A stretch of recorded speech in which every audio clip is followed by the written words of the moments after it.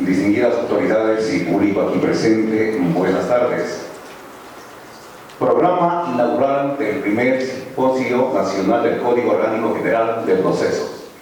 La Fiscalía Provincial de Cotopaxi y la Asociación de Funcionarios y Empleados de la institución, con el aval de la Escuela de Fiscales de la Fiscalía General del Estado, a fin de contribuir con los conocimientos ilustrados en el diario aprendizaje de los profesionales de Derecho, eleva a consideración de todos ustedes este seminario. Aspiramos llene las expectativas generadas entre expositores y asistentes. Por cuestiones de trabajo, no contamos con la presencia del señor fiscal provincial de Cotopaxi, doctor Augusto Semanate Caicedo. En tal sentido, presentamos la debida excusa. El emprendedor siempre busca el cambio, responde a él y lo utiliza como oportunidad. Peter Drucker. Primero, palabras de bienvenida e inauguración por parte del señor presidente de la Asociación de Funcionarios y Empleados de la Fiscalía Provincial de Cotopaxi, doctor Arturo Aquieta Topanta Master. Gracias, buenas tardes. Doctor José Luis Segovia, presidente de la Corte Provincial de Justicia de Cotopaxi. Señor Teniente Coronel Freddy Játiva, director de la Escuela Politécnica del Ejército, sede La Tacunga. Señora doctora Ruth Yazán, presidenta de la Sala de lo Civil de la Corte Provincial de Justicia de Cotopaxi. Señora doctora Ana Lucía Merchán, juez de la Sala Civil de la Corte Provincial de Justicia de Cotopaxi. Señor doctor Patricio Santa Cruz, juez de la Corte Provincial de esta provincia de Cotopaxi, a quienes hicieron posible que este evento se realice. Valoramos su incansable impulso a la capacitación y al profesionalismo. En segundo término, es muy significativo para mí que el acto de apertura de tan importante encuentro se lleve a cabo en esta Casa de Altos Estudios, a la luz de los acelerados cambios que se han manifestado en la sociedad en el último siglo y específicamente en las últimas décadas. ¿Hemos logrado cumplir con nuestro rol? ¿Cómo se comprometen nuestras instituciones frente a los cambios de la sociedad? ¿Cuáles han sido los resultados? ¿Sus acciones han sido instrumentos de cambio? Seguramente durante este encuentro, estas y muchas otras preguntas encontrarán respuesta o nos invitarán a reflexionar sobre los lineamientos que estamos manejando. Tengamos presente que para construir una nueva sociedad, todos aquellos que la conformamos debemos estar con las manos y mentes abiertas, con la convicción inquebrantable de construir con trabajo mejores días para futuras generaciones en pro de la defensa de la verdad, la igualdad y la justicia. Adjudicarse nuevos retos, adquirir nuevos conocimientos, adaptarnos a las nuevas realidades y encaminarnos a la mejora de las normas jurídicas. A todos mis mejores deseos para que este seminario se constituya en una exitosa tribuna de reflexión. Gracias, bienvenidos.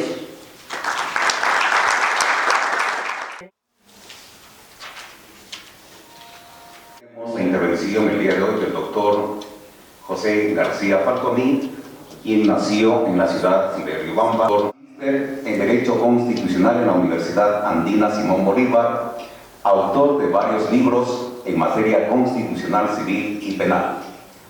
Funciones que viene desempeñando asesor del doctor Galo Chiquiboga Zambrano, fiscal general del Estado. El tema que va a tratar en este momento concierne a los antecedentes, normas generales, disposiciones preliminares y principios constitucionales y legales que regulan el COGER, Código Orgánico General de Procesos. Con ustedes, el doctor José García Falconi.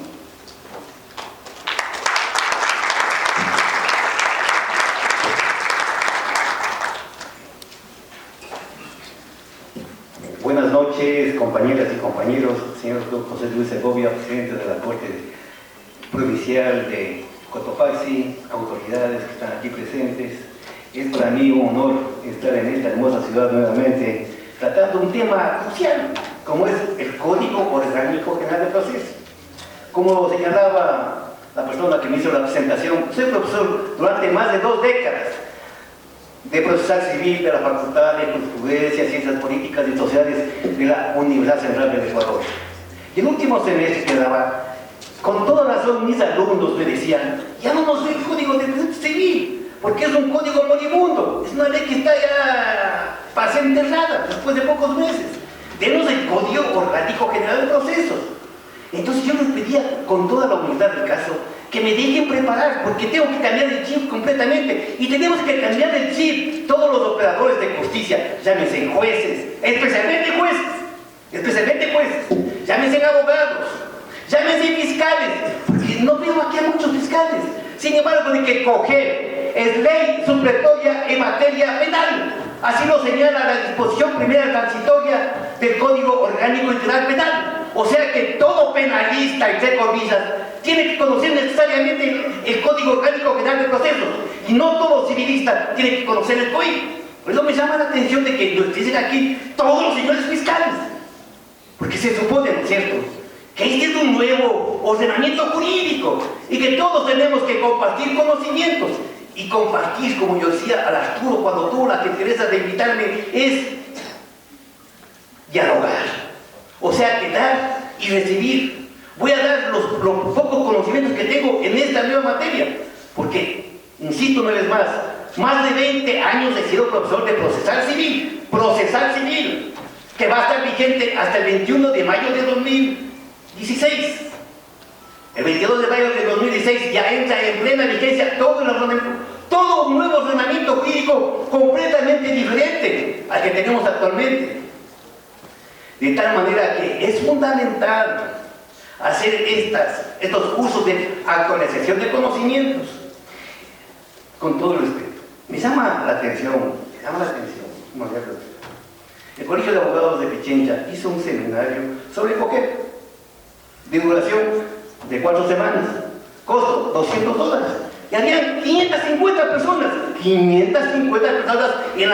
el alma mater, en la pared Che Guevara, 450 personas.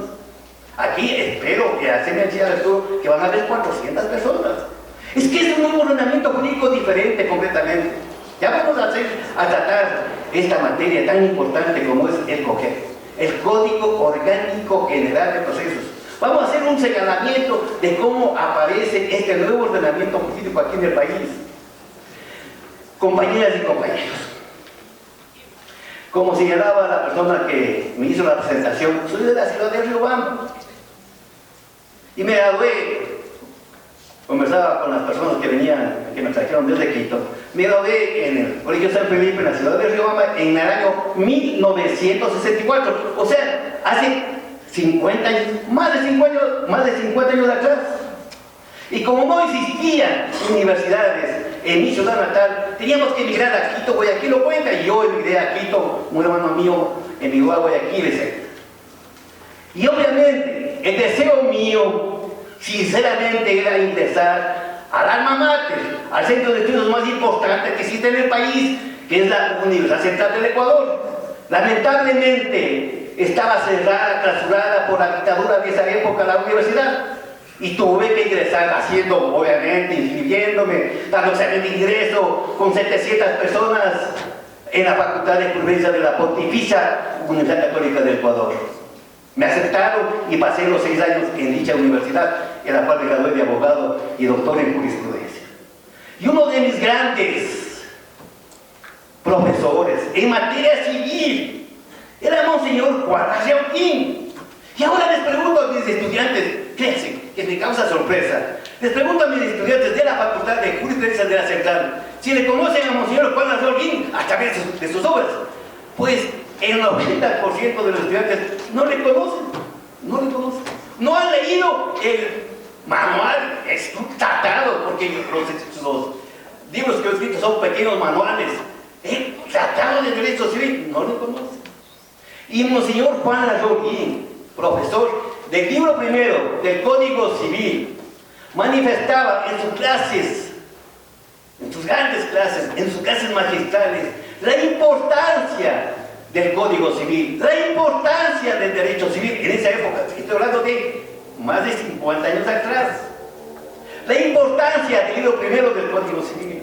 la importancia del título preliminar del Código Civil. Y ahora veo que dentro del programa centenario van a ver algunos temas sobre las reformas al Código Civil.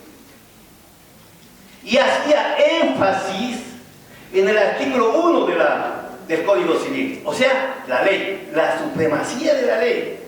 Recuerden, la ley es la declaración de la voluntad manifestada en forma por la Constitución que manda primero por el ley. O sea que hacía énfasis en la importancia del artículo 1 del Código Civil, porque en mi época el Código Civil era el derecho más importante que existía, de tal modo que teníamos 2 horas diarias de derecho civil y teníamos 2 horas por semana de derecho constitucional. Pero justamente a partir de la Constitución de 2008 cambia completamente el valor de estas ciencias jurídicas. Ahora, el derecho constitucional, como ustedes conocen, es la llave que abre todos los armarios donde hay conocimientos jurídicos. Si bien es cierto que hace 50 años atrás, Monseñor Juan Larraín señalaba en sus clases magistrales la importancia de la ley, del Código Civil, ahora en cambio hay que recalcar la importancia del derecho constitucional, de los tratados internacionales de derechos humanos, de los otros tratados internacionales y después de las leyes.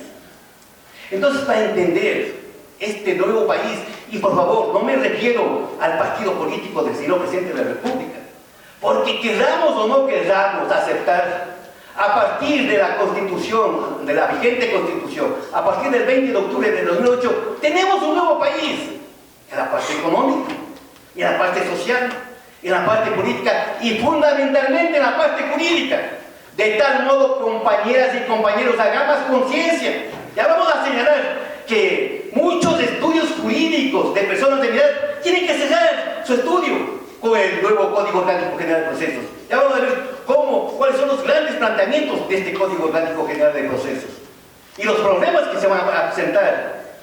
Y obviamente, por eso me llama la atención de que no, es verdad que esté lleno este auditorio.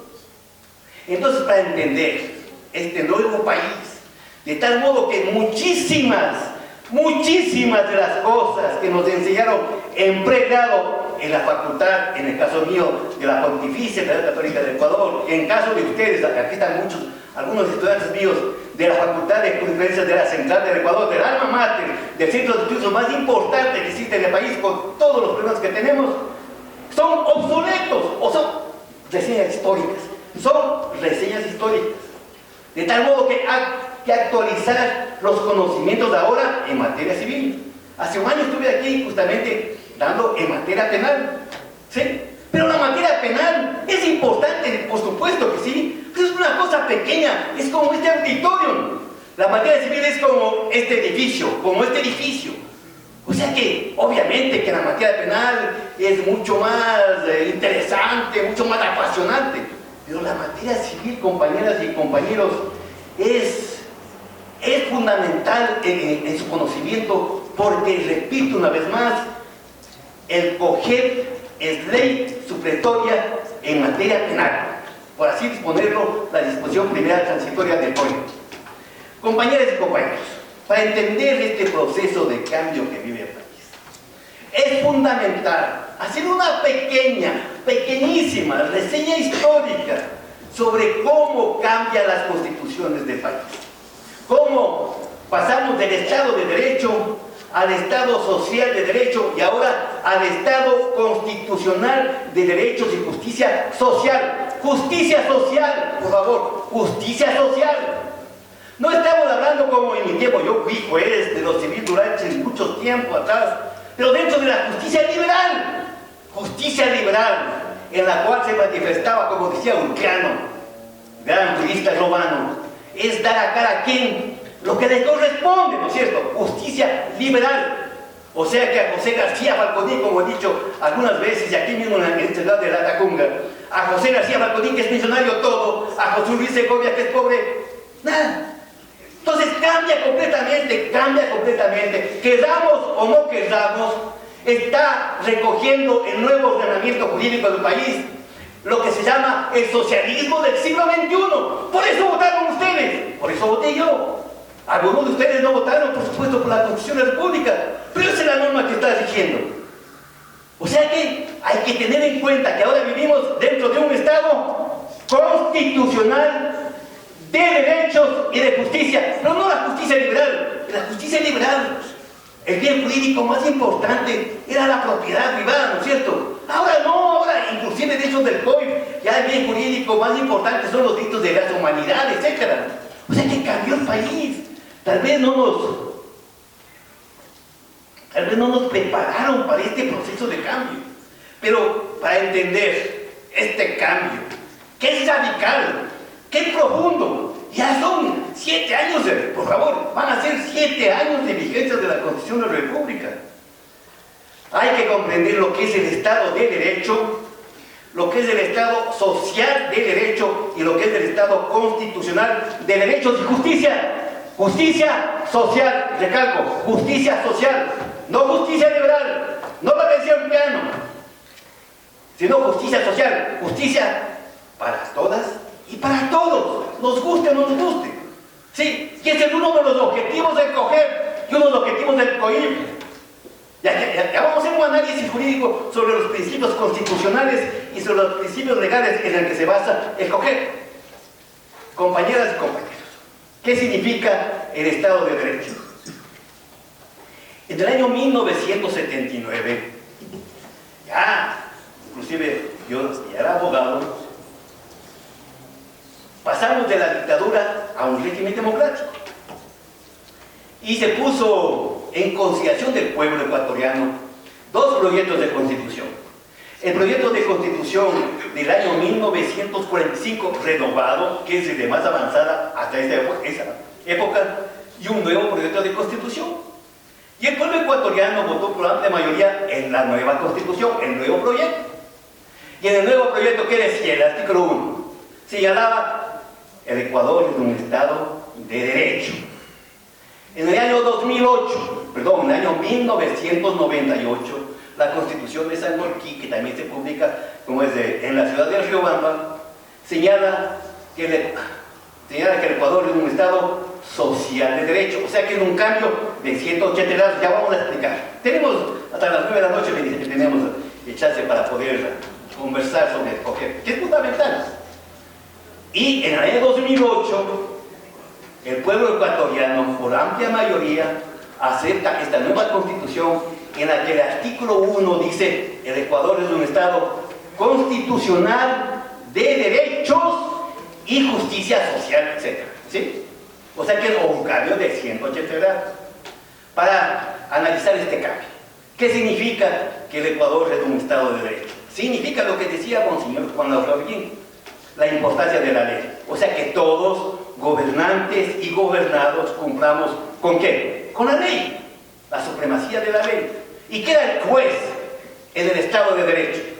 Lo que decía Montesquieu, era boca de la ley, boca muda de la ley. O sea, tenía que aplicar estrictamente la ley que había dictado el Congreso Nacional. No podía hacer nada más. ¿Sí? Y obviamente, ¿no?, la Alemania nazi era un Estado de Derecho. El Bundestag, el Congreso alemán, fue elegido por el pueblo alemán con más del 98% de la votación. Y obviamente, el Bundestag, el Congreso alemán, dictaba las leyes. El juez que hacía dentro del Estado de Derecho, juez boca muda de la ley, aplicaba la ley, era un juez robot. Pero ¿qué clase de leyes dictaba el Bundestag, el Congreso alemán? Dictaba leyes inmorales, leyes injustas, ¿sí? Y el juez tenía que aplicar esas leyes. Y ahí viene el gran holocausto que dicen, ¿no?, de 6 millones de judíos, etc.